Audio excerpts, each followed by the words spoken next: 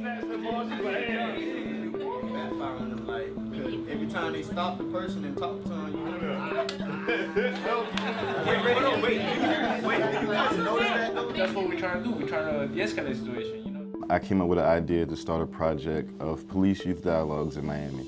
Seeing the incidents in Ferguson, seeing the incidents in Baltimore and other places, had concerns about police and how should they deal with police and how should they interact with police. So I was like, yeah, so why don't we get the police and the students actually in a room together, and the two groups that have generated the most conversation actually have them have a conversation. Sometimes you can avoid being in handcuffs and some of those things happening by not being with certain people or not being at the wrong place at the wrong time. How would you feel, Threatened by someone who doesn't have a weapon or anything? Like you Yes. yeah. Would I feel threatened with someone without a weapon? How would you feel If that person doesn't have a weapon? If the person has a weapon, like why would officers still feel You threatened? know, because people still get shot, they don't have no weapon. Yep. It all depends on the situation. Now, am I gonna shoot you right here, right now, from back here because you're yelling at me? No.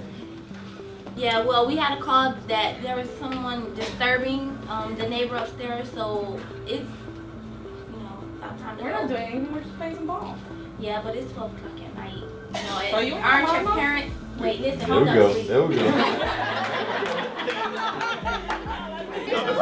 Hey, y'all break it up right now. Hey, separate them. Hey, what's going What's on? your name? Samaya. Who party is this? Nah. Where are your parents? Go.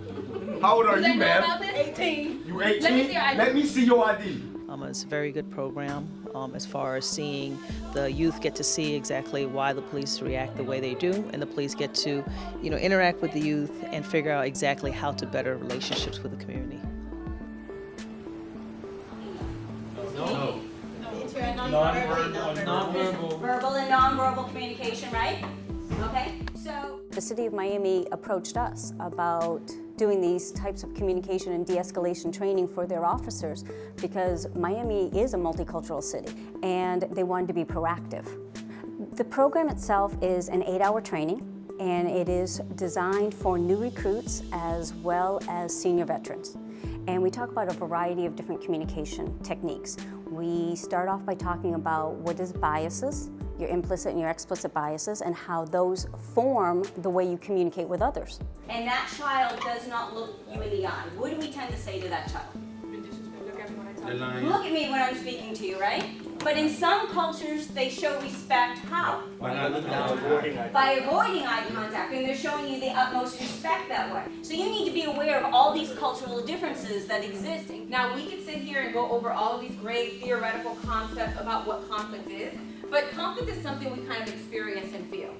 People who may never even had an encounter with law enforcement, on their first encounter are already anticipating a negative reaction. Police work is not all about being a brute physical individual. You need to be able to verbally de-escalate any type of situation, and with these courses, it assists you with doing so.